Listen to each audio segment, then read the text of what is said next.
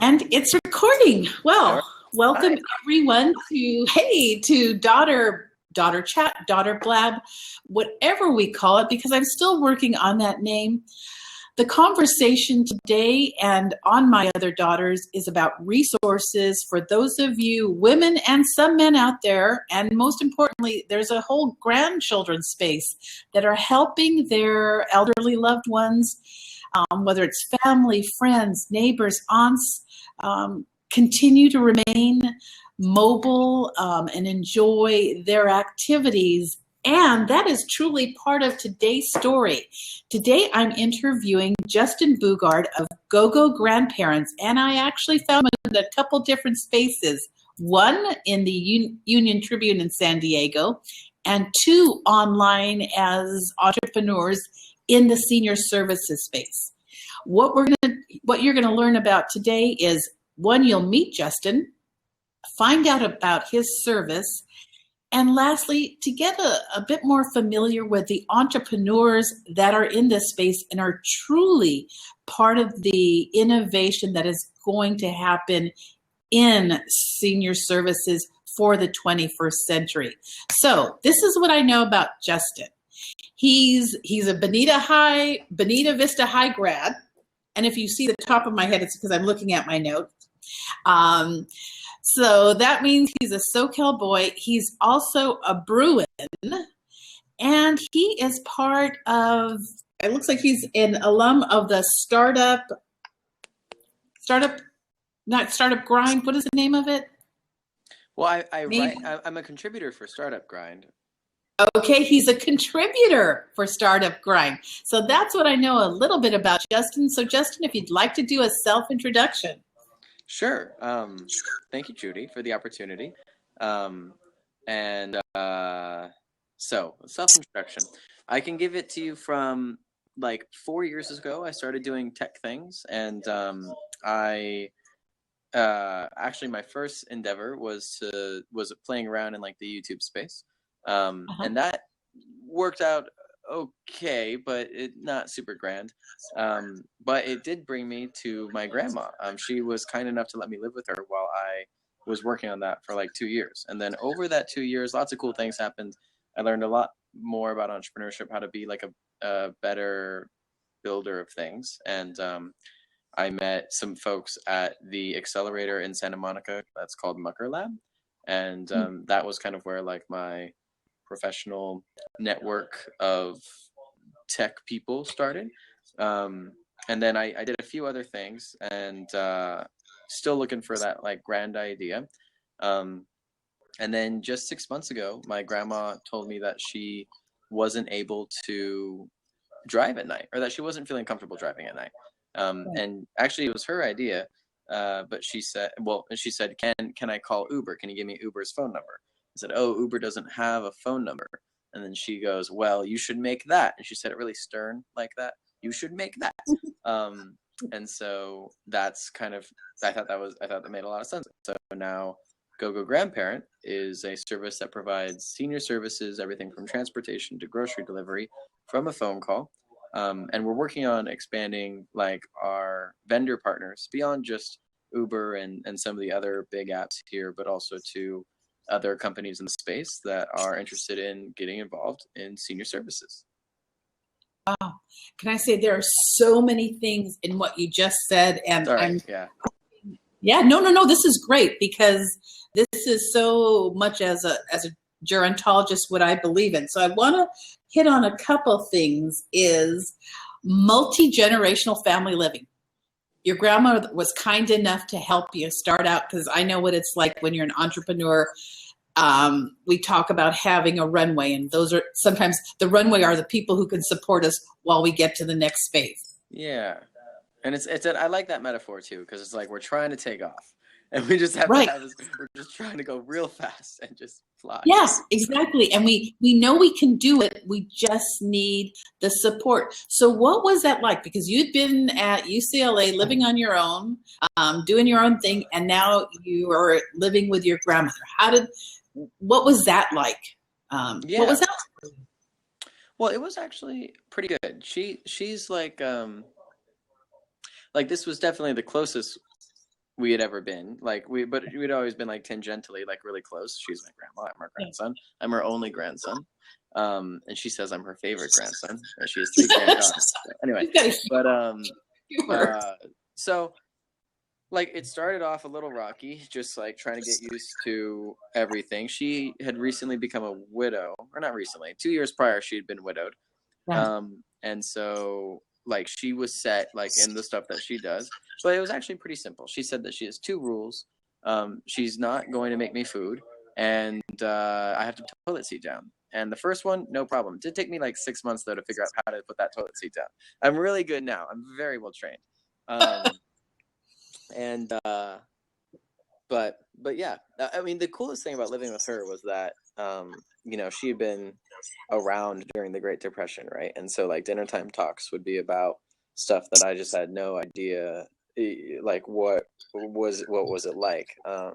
There was also some pretty clear contrast between the way that she thought the world worked and the way I thought the world worked.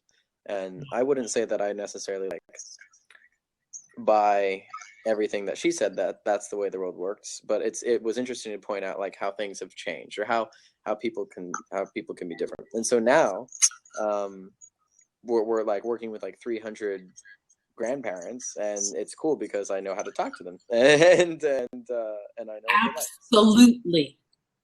absolutely. So talk about a strong focus group and great data gathering. Sure. Didn't know that's what it was at the time, but I'll take it.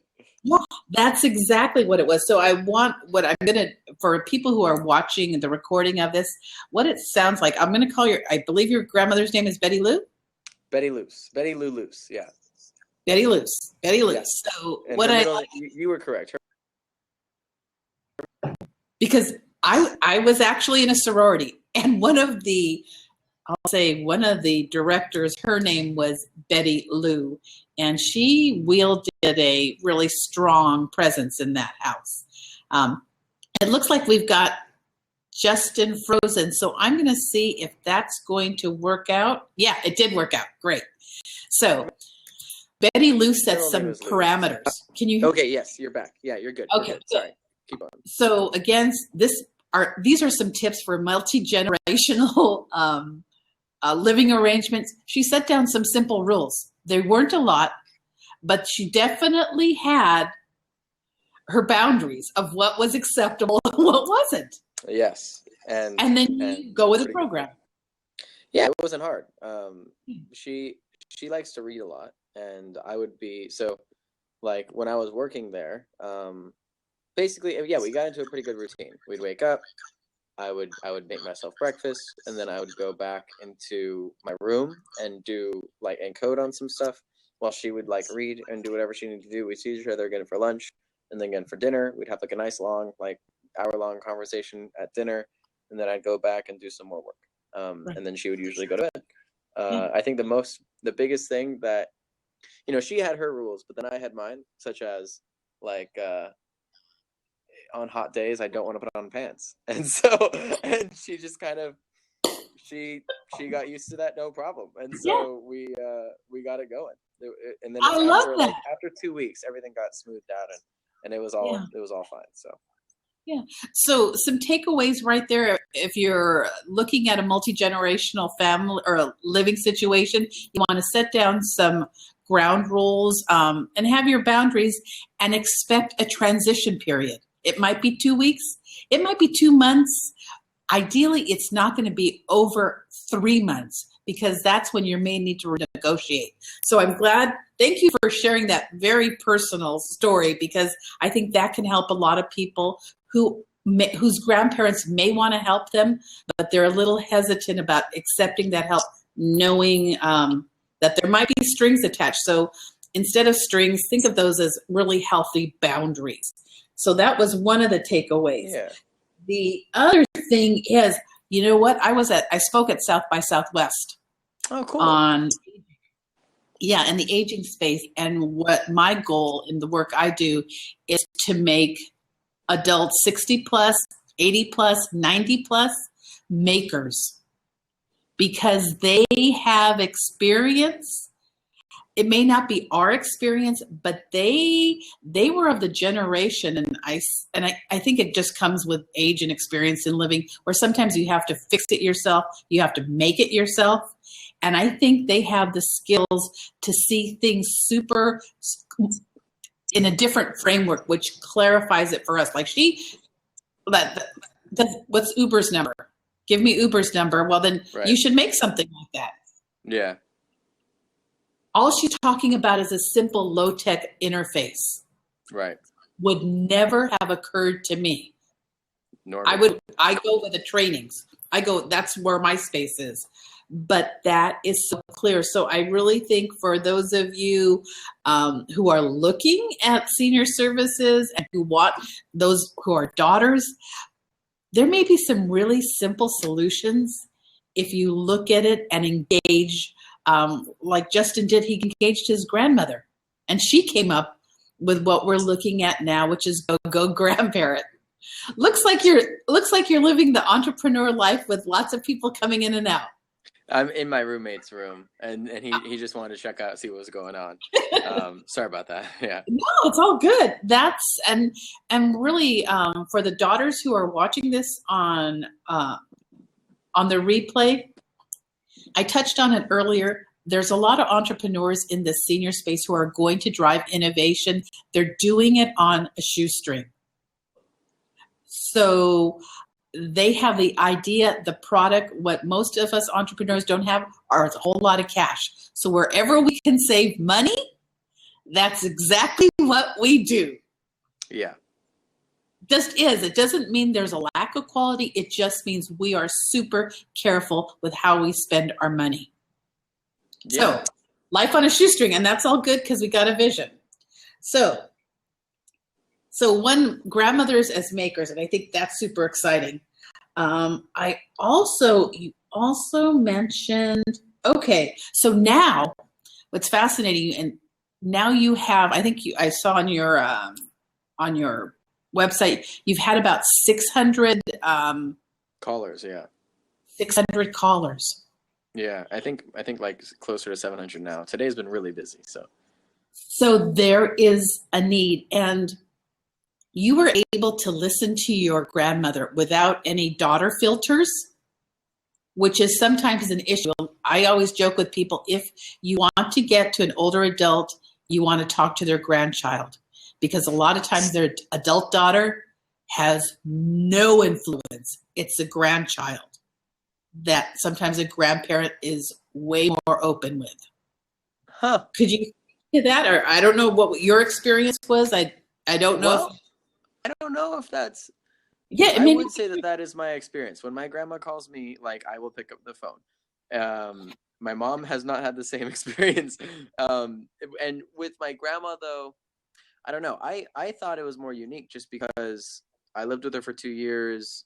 I mean, we know each other pretty well now, but maybe that is the case where because there's two things my grandma like really, really, really loves. One is her family, and the other is her dog. And the dog can't talk. And so if you want to get to her, you got to go through the family. And we got really close. But she's also really close with my family. I mean, well, from what I can say from our callers is that most of them have come in on their own. They read about it in the paper, and they were like, I want this, because it was either this or try to buy and then figure out an iPhone. Awful. And then of the people that come to us from a referral, well, actually, no. Yeah. It's usually being referred by a friend at Bridge Club or Bingo or something.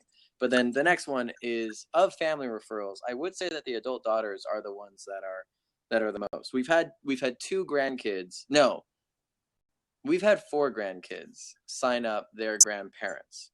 But I would say that was the minority. But who knows? I mean, we also haven't done a lot of targeting online where the grandkids are at. We've only done like newspaper stuff. So maybe I don't know yet. Okay. So what I'm hearing is, or actually what I do want to hear in the conversations that you have with your callers, it sounds like they're getting their advice from their local clubs. So you mentioned bridge clubs. They're friends. Yeah, they're friends in clubs. They're social circles. So if you're a daughter watching this, chances are you might want to either become a part or a sponsor of your mother's bridge club or whatever organization she belongs to, because those are going to be her influencers. Granted, you have the newspaper, but the people she trusts more are probably going to be those in her social circle. Yeah. And that's what Justin's talking about. So again, if you want to have sway with your mother, you might want to look at her social organizations she belongs to, because those can help her influence some of her decisions. Because again, this is for daughters trying to help their mothers, and sometimes we can't do so directly. We may need to go through a third party like you. So the next question, Justin, in the callers that you're getting, where is the one place they want to go and why? Or you may not even get that information, but where do they want to go? And it looks like Justin's frozen up for them there. And it looks like at the moment. Sorry, I'm on my phone. My computer is kind of nuked right now. So anyway, I'm back though. Sorry about that.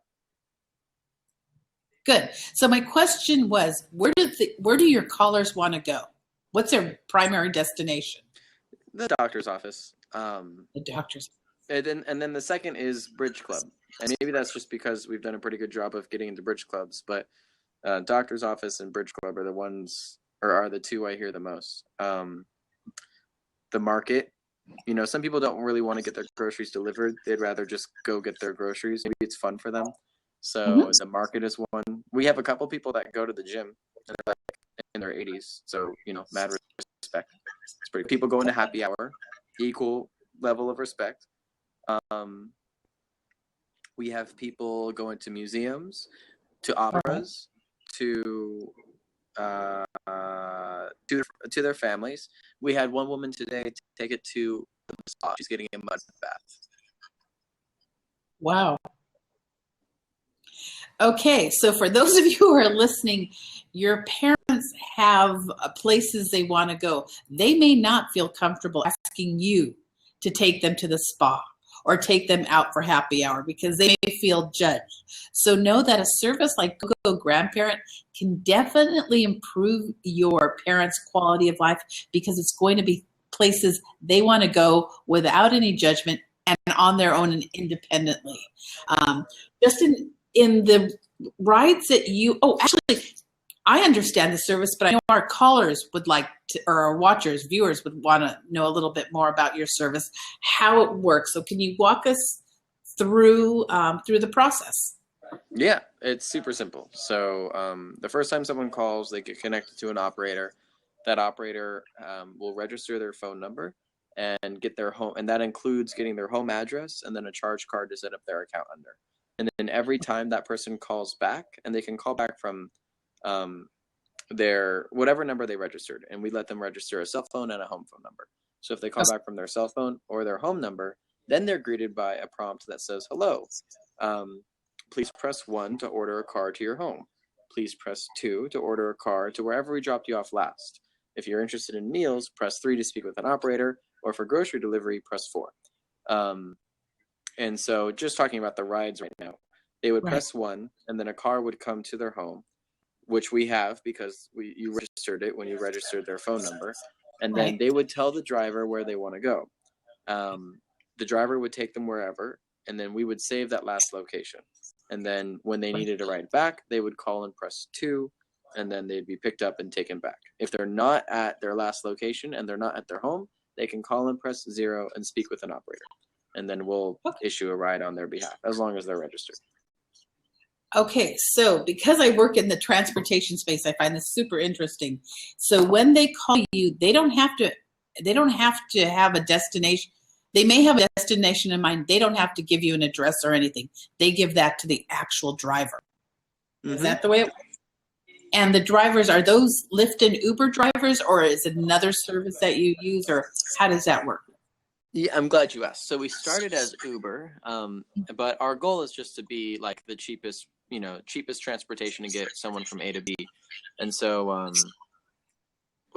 and specifically seniors. So Right. in a couple areas, Lyft is actually cheaper. So we go with them. And then also Uber is good for like 80% of transportation, but it's not really good for like wheelchair or people that have like those sturdy Parkinson's walkers. Yes. And so, but Uber covers about 80% of people's needs. And then, or the ride sharing, Uber and Lyft covers about 80% of people's needs. And then we are working on now expanding into non-emergency medical transport for the other 20%. And there's also a bunch of like free methods of transportation with volunteers and what have you. Right. We want to be able to bring those onto the platform as well to give people, options.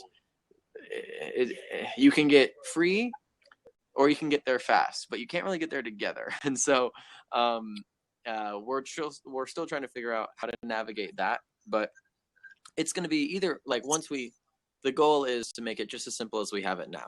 And so if they want to do it free, they'll press a digit on a phone number. It will get there when it gets there, and then they go wherever they need to go. Also, as older adults start getting more comfortable with smartphones, we'll be able to do more things when we eventually create like either a text message concierge or a app-based concierge. And then I see us becoming kind of like a aggregator for people that are offering senior services, maybe at a discount, for folks that are trying to live longer independently in their home. That was kind of the answer to your question and a little bit more of like a longer vision, but there you have it. Yeah, no, that's good because I do have a couple questions. So there are definitely adults who have mobility issues, and you mentioned Parkinson's, sturdy, and wheelchair. So it sounds like somebody who is in a wheelchair will let you know, I've got a wheelchair, so you are able to accommodate them with either Lyft or an Uber in a special instance. Did I get that right? Almost. I mean, that's the goal. Right now, the two ride-sharing services have limited access to, or they have limited accessibility options. And so if someone comes to us in a wheelchair or one of those Parkinson's walkers, which are just it's like a semicircle, rigid metal walker, then if they're in an area where we can help them, then we can help them. But it's not always the case, which is a huge bummer. And it covers what we have now covers about 80% of the use cases. But on our end, we're looking into how are we going to offer people that have mobility issues this service as well. And so that's something that we're looking into right now. But it isn't totally baked into the platform just yet. Right. And I do want to address this for the daughters who are out there and listening. If your loved one does have a mobility issue, I will tell you a lot of the volunteer ride programs will provide wheelchair accessible, but a lot of times, or mobility aid accessible, a lot of times they may limit the number of rides per week because that becomes an issue. Having worked in that space, they do have wheelchair accessible, I'll call them vans or transportation. But again, it might be on a limited basis. So no, that may be part of your challenge. And that's why I truly encourage people to really do their research, because yes, you want to help your mom, and yes, you want to be there for her, but you also need to know what's available when you're not there. So again, with GoGo Grandparent, they do offer something that's accessible, but not always. It just is not available. Your community programs may have actually will provide it, but perhaps on a limited basis. So again, it's that circle of trying to resolve that solution. And that's why people like Justin are in this space, because that is a growing part of our elderly population. Not everyone. You raised a cool point. Like, I didn't realize how hard it was to find these services until I started looking. And so, I mean, currently, GoGo Grandparent has just begun involving family members into our platform as well. So now, when an older adult gets a ride, we send out like a text message to the loved one, or to the adult daughter or son, and whatever it might be, saying like, your mom's on the move. Her driver's name is John.